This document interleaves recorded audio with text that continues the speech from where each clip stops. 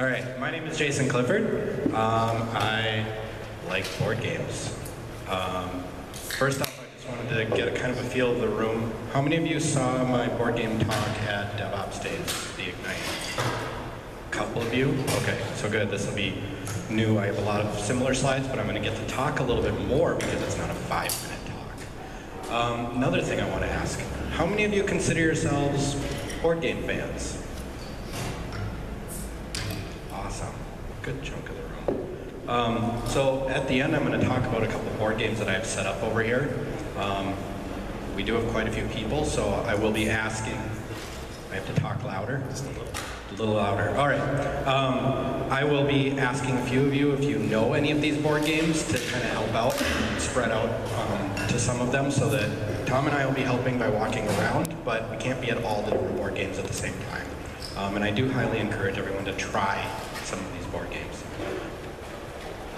All right, so first off, if you're not a regular board game player and you remember games like Monopoly, the Game of Life from more of your childhood, the board game industry has changed a lot in the last decade or so. A lot of people look at these types of games, especially Candyland or Snakes and Ladders, those are obvious ones, but they don't give you a lot out of the game. They often are very long and they just aren't very creative. This is an interesting chart that looks at a website called Board Game Geek and their data, lots of user ratings, and you can see that these are highly, lots of people have rated them, but very low. This is another chart from that data, and this is showing a few games. How many of you are familiar with Twilight Struggle, Settlers of Catan, Acquire? Just a few of you. So these games are actually really popular, highly rated amongst these users. And you can see that trend line over time based on when these board games were produced, that games are increasing in their popularity and their quality. There's several reasons for this. One of them is the internet. Some of you know the internet. There's lots of user content now being driven around Twitch, lots of where you can watch people playing games even. It's getting really, really popular. And this is one YouTube channel called Tabletop, where Will Wheaton brings on celebrities onto his show, and they basically teach and then play a board game. They're now completed through 3 seasons. There's like probably 60 games or so that they teach. It's an excellent way to learn how to play some of these games and to watch them and go, would I like this game? Because if you go to the store, you're like, I have no idea if I'm going to like this game or not. I'm just kind of guessing and spending some money and trying it. But here you can watch these ahead of time, go, hey, I think me or my friends or my family or whatever would really enjoy this game. Let me go pick it up and now we can try it. So like I said, there's a lot of different board games now that are available. This is just one picture that I found on the internet with a huge board game library. There's stores around the cities here that have large libraries like this. One of my favorite places is Fantasy Flight Games. They have a huge library of games. You can just go there, pick them up off the shelf and try it. No commitment. So why games? There's a lot of benefits to games, but why play games? And especially why play them with coworkers in a work setting, after hours or whatever. One of the benefits, we talk about culture a lot related to the DevOps community. And so there's a lot of benefits for games with culture. I'm just going to cover a few high-level ones. We could go into all kinds of detail here. But it's team building. You know, you get to interact with other people, you get to accomplish something, whether the game's cooperative or whether it's competitive. You know, you have a different atmosphere with that versus a work project. You get to cooperate with people. If it's a cooperative game, it depends on the game, but communication, you get to develop communication skills, you learn to interact with each other, you learn about the people that you're working with. It can also relieve stress. Especially for those in work environments that can be very stressful throughout the day. I've had people that I've brought to my game nights during a stressful week, and they've been like, oh man, this really helped. This helped relieve a lot of the stress from this week, help me see the people that I'm interacting with at work in a different light by being able to hang out with them in a casual setting. And it can be therapeutic, kind of ties in with the stress. Of course, this all depends on the game and the community and everything, but it's another venue for creating that type of an atmosphere. Another benefit that I like to call discovery. This is about discovering information about the people that you're playing with, learning about them. How competitive are they? Or how much of a leader are they? Do they take charge of a game? Do they really guide if it's a cooperative game, for example? Are they kind of sitting back? Are they just kind of going with the flow? How do they respond when they lose? How do they, if they're starting to lose, like, do they have a really bad attitude? You know, you can learn about their character, about their personality. There's a lot of different stories that I have from playing games with people. I've had games where I've had individuals intentionally ruin the game. And, you know, I'm like, you're sitting here playing a game with 8 people, you're intentionally doing this to just make it a bad game experience for everybody. Well, what does that tell me about you and your character? You know, what does that tell me about how much you care about the people that you're actually playing this game with? You know, or how good of a teacher they are. If they're jumping in and being like, oh, I'm going to help teach this person how to learn this new game to them. So there's a lot that you can learn from each other in this. I like this quote. It's often attributed to Plato, but there's no proof of that, so I've done a little research, and there's really no, it's just an anonymous proverb. But you can discover more about a person in an hour of play than in a year of conversation. Sometimes it's hard to actually process all of what you're learning about a person, but it's very interesting to get done with a game and be like, what did I learn about these people while playing this game with them? The third benefit that I'll talk about is growing. So this is your personal growth. So challenging yourself with math skills in your head, or it can be, here I have a list. How about we go with the list? It can increase energy and prevent burnout. I put this at the top of the list. We've talked about burnout before. Having that fun, social way to interact with coworkers, especially in a stressful environment, can help to reduce that level of stress and give you a way to interact with those people and see them in a new light. Creativity and innovation. Games can spark all kinds of interesting creativity. You have to problem solve in creative ways. You have to figure out, based on the rules of the game, how do you do X, Y, or Z. There's lots that you can do with that. Social skills. A lot of us are engineers.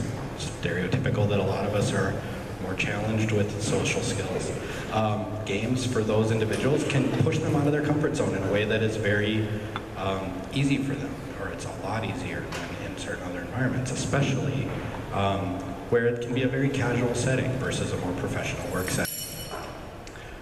Problem solving kind of goes along with creativity and innovation, but very specifically, like, how do you solve these problems? How do we, because a lot of games are very much puzzle based. They're, how do I kind of figure out based on the rules to get around in here? Negotiation skills. Lots of games are based on negotiation. Like, I'm trying to convince this other person to help me out, and I can help them out, and how do you think about that? How do you interact? And then time management and prioritization. There's lots of games out there that help you figure out, oh man, I can do X, Y, and Z, but I can only do one of them at a time. Like, which one is going to be better for me right now? It makes you think very creatively. And this list could be a lot longer, but I'm just covering some very high-level concepts around this. So, next topic is planning a game event. So, here we're at a game event. I've done some planning. First thing is selection of games. So, I think a lot about what games I'm playing before I'm playing with a group of people. I spend a lot of time thinking about what types of people are going to be there, what types of games are going to be beneficial to them. If I have some people that are casual gamers, I'm not going to pull out a game that's a 5-hour-long game and requires you to read the whole book of directions before you know how to play it. So you spend a lot of time thinking about what's the appropriate game for this group to play.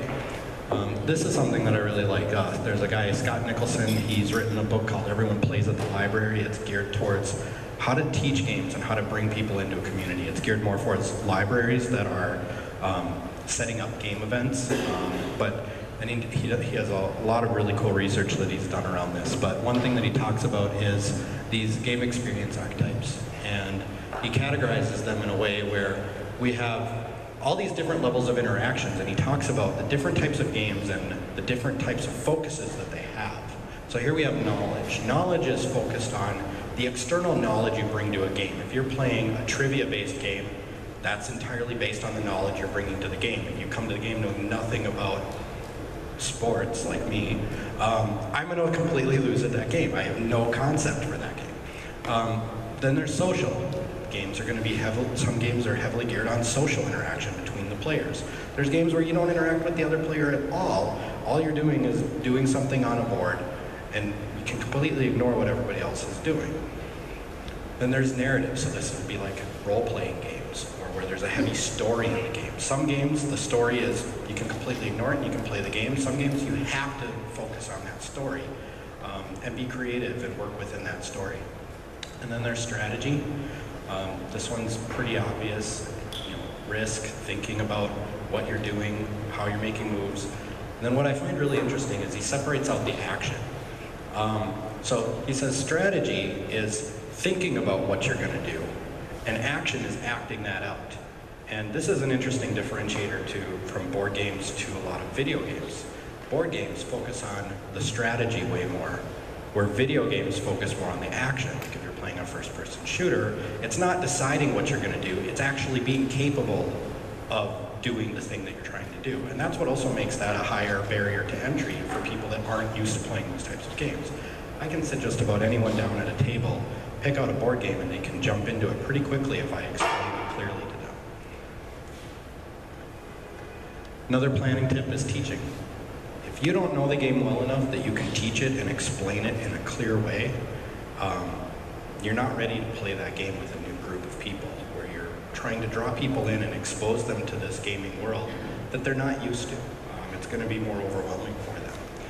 A couple teaching tips. Prepare. That's what I just talked about. It's knowing the game well enough, learning how to teach it, playing enough so you know the rules in and out, and you can walk somebody through it really quickly and clearly. It's the approach. It's, all right, I'm playing a strategy game. The people that are playing this game, how familiar with strategy games are they? Or I'm playing a social game, how familiar are they? How do I approach explaining this game based on the context of where that person's coming from? Framework, this is building, when you do a puzzle, you do the outside pieces first. It's building that framework. It's kind of explaining the framework of the rules. You don't have to get into every little detailed rule for somebody to enjoy the game. They're going to get bored long before you actually get into the game. Describe your logic. If you're playing the game with them, describe to them why you're making certain moves so that they can understand the logic behind it and get drawn into the game. I like this one. Quit explaining and start playing. I've played many times with people that they want to explain every little minute detail of the rules when there's no context to understand what that even means yet until I get into the game. And so you got to learn, when do you stop explaining it and just dive people in so that they can enjoy it. They may not play it correctly the first time, they may not know every rule, and that's perfectly fine. One technique, depending on the game, you can take example turns, show people, walk them through a few turns, and then you can jump back, reset, and start them going. And then another important thing is the post-game. When you're done with the game, the conversation is very important. It's, what did you like about the game?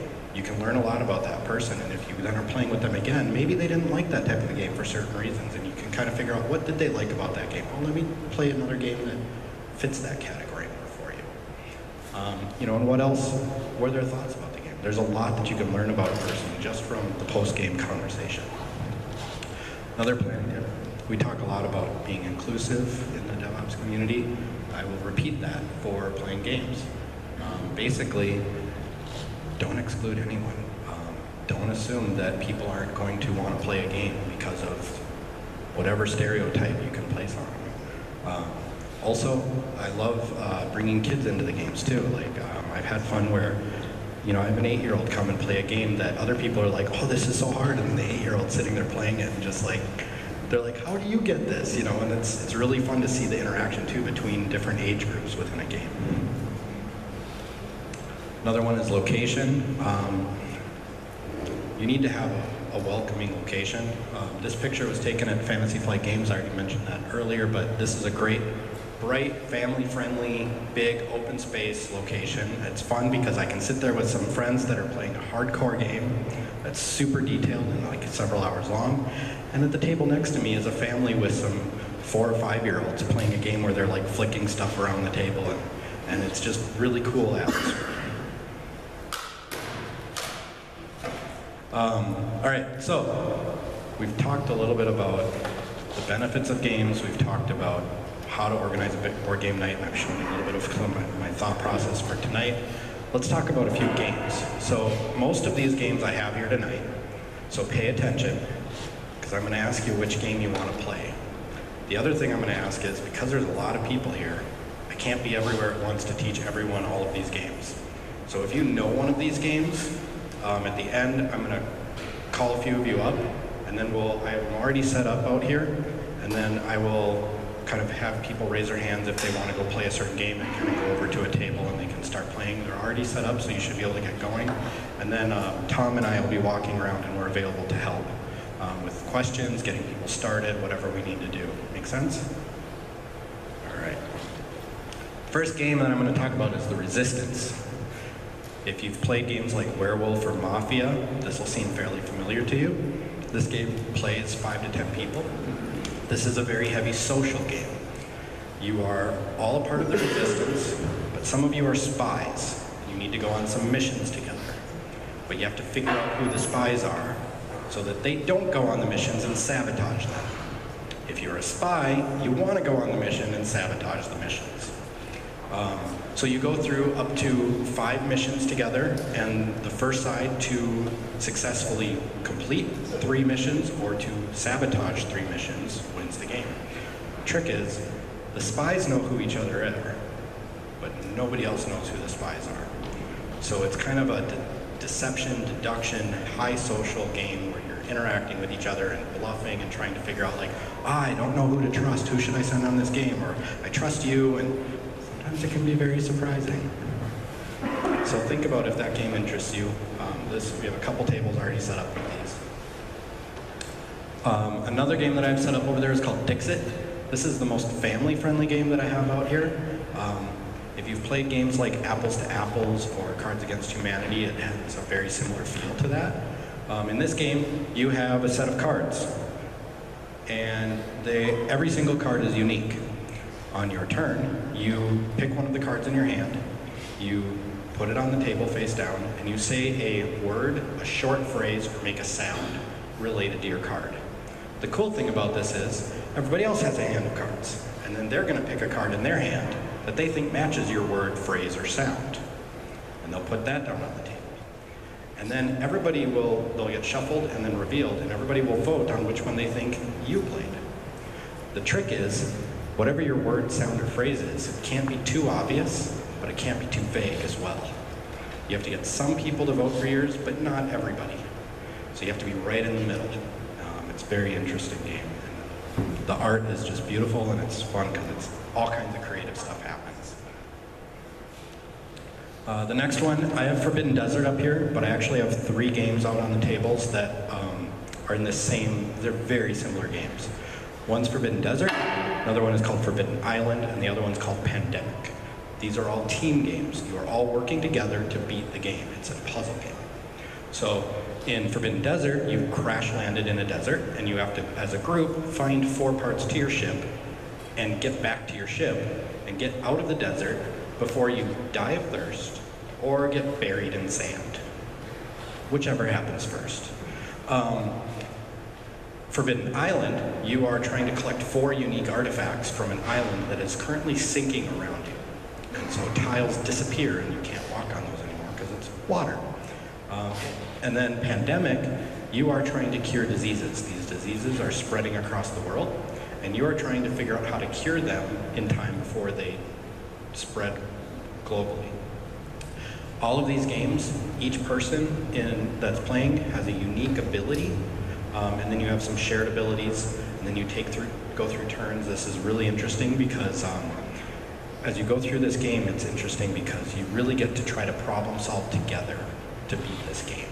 These are very challenging, and we can set the difficulty level for each table. There's ways to adjust it. But these are a lot of fun, and I think one of the best examples of team building games.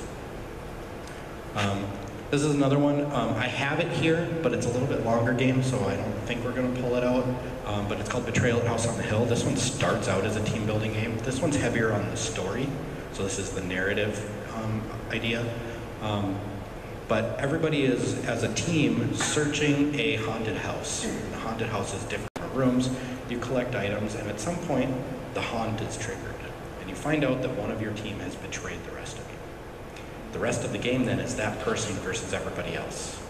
And there's 50 different end stories. There's a book for the betrayer and a book for the survivors. And they go off, the betrayer goes off on their own for a few minutes, reads their book, and tells them what their objective is and what's going on. The rest of the team reads their side, and then you finish out the game. It's entirely different every time. It's super fun. We like to turn the lights down and play some creepy music in the background. This is one of my new favorite games.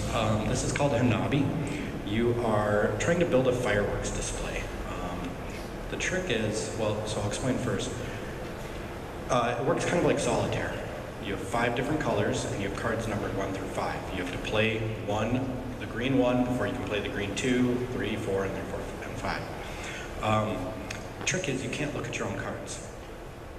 Everybody else can see your cards, and you have to give clues to each other, but they're very limited clues as to what you can play. So on your turn, you can either play a card, but you could play a card completely blind. Like, I have no idea what this card is, I'm going to try playing it.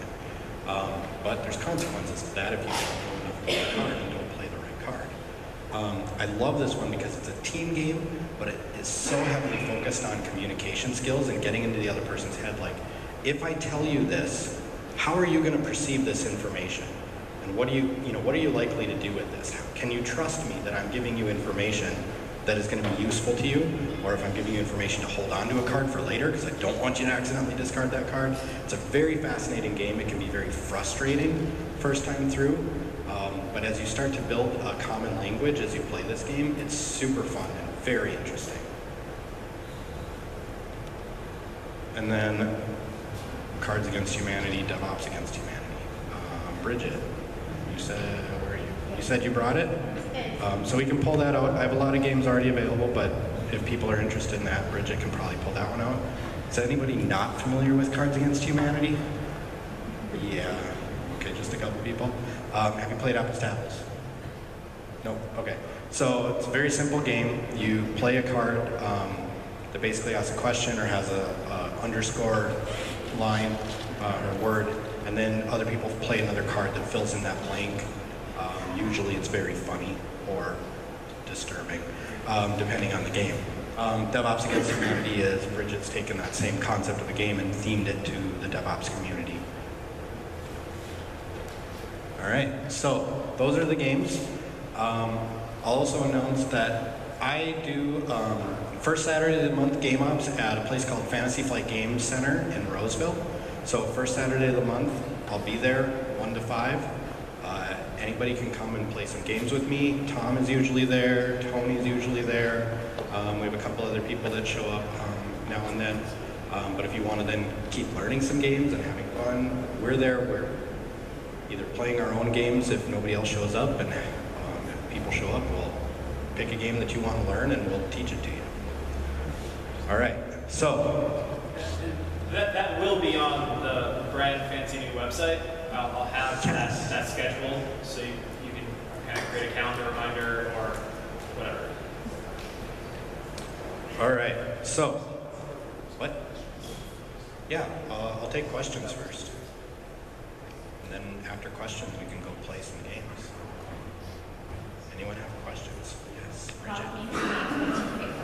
Of all the games? Ooh. I've played a lot of Hanabi lately, but it depends on the group. Betrayal at House on the Hill, I've been playing a lot. There's lots of other games too that I didn't list that I play pretty regularly. It really depends on the group and who I'm gearing the games for, but currently my personal favorite's Hanabi. I've had it, Josh Zimmerman at DevOps Days, one of the other speakers, said, he introduced me to that game and he said, this is the most DevOps game that you will ever play. Picked it up, loved it. And it totally was cool because it really showed the communication and getting into the other person's head. So I do have that game here. So we might play that one. Tom. So I have a question. I think you said, or I know that you play this during work hours with your coworkers. How was your reception, like, in terms of your management to that behavior? Do they know? No. So the question was, I do play some games during work hours, and so what's the management reception to that? Well, first I'll say I'm very careful to not be like sitting there just focusing on only playing a game. We usually play, we'll play sometimes over lunch. Usually it's, we use a site called Board Game Arena. There's a lot of really good board games that are available to play for free on that site. And when you get like 5 people in a game, it'll email you when it's your turn. So you get 5 people at work into a game, you know, we're all busy, we're all doing stuff, so it's like, I'll get an email saying, hey, it's your turn now. I'll go hop onto the site, make my move, log out, go back and do other stuff. You know, and maybe I'll make 2 moves in a day. It depends on the day, how slow it is, how busy we are, how much stress relief we need. So far there hasn't been a problem with that. Obviously, check with if you're going to try something like that, make sure it's not an issue. Otherwise, I highly encourage, you know, trying to organize nights where people can come, you know, coworkers can get together and play a game. It really can be very therapeutic if done well and can help build a stronger community. Any other questions? What? Oh, yeah, I'll take stories too. Especially if you have any stories of a game night and observations based on some of those benefits, that'd be really cool. I apologize. This is a story that basically I owe entirely to Jason. So Jason told me how he and his coworkers are playing these games. So I work for Chef, which is a highly remote distributed company. And my team is spread across about 4 different time zones. And the team's of about 10. And I decided to try to schedule a bi-weekly game, like, social hour. So basically, like, on Friday for an hour and a half, we would stop work and just have a social hour and game. We played, I think there was like a gnome game on Board Game Arena. We played some Hanabi as well. But this is actually now a regular thing, that every other week, all work stops and we just play games for an hour and a half. And like what Jason was talking about with like the therapy, the stress relief, it's so fun. And even the people who don't really like, so there's one individual who hates board games. She's very vocal that she hates board games, but she loves this event because she loves just watching and making fun of us as we like flail about trying to figure out either how to play this game or fail at playing this game. So I highly encourage, like, just try like an hour and a half every other week, every 3 weeks, once a month, and just try it. And I think you'll be real. Like, I was really shocked at the benefits that it had. So. What time do you do it? So for me, it's usually it's 1:30 Central Time. So that's 11:30 Pacific and 2:30 Eastern. So basically, like, we just kind of take a lunch and we all play games during that. So like we usually have our video chat, so like Zoom up at the same time. So we're all like watching each other like eat food, which can be weird. Well, no, we're not. It's during work, but.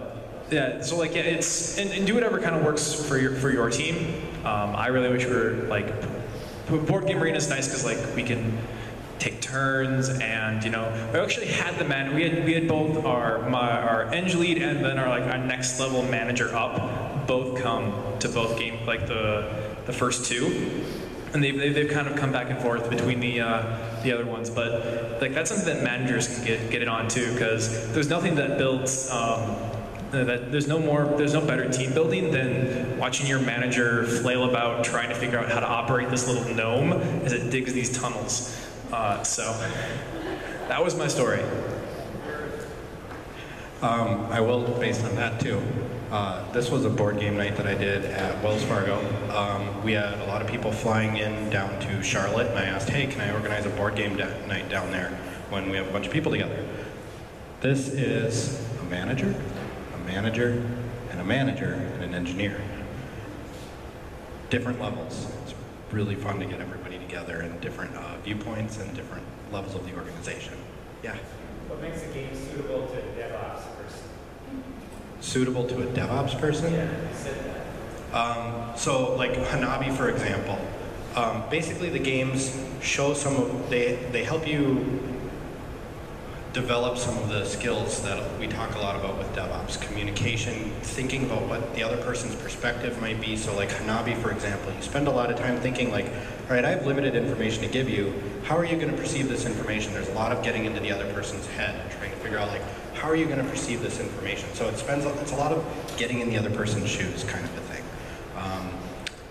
And otherwise it's team building, it's community, it's creating other ways like, if you've heard terms like beer ops and hug ops and stuff, it's all about getting people together and building relationships and getting to know each other in different ways. Games are my way of doing it. The other thing I'll say is I encourage you to think outside the box. After my Ignite talk at DevOps Days, I had one person talking to me about they do a Scotch club. And they have people come over periodically and they teach them how to taste Scotch, not just drink it. But that worked for them and their group, and it brought people together, it got you interacting with each other. There's all kinds of ways that you can think about different ways to get people together within a work setting, outside of work, and doing something not work related that can help build community and culture. Yes? No, it's just... You're just, oh, okay. All right.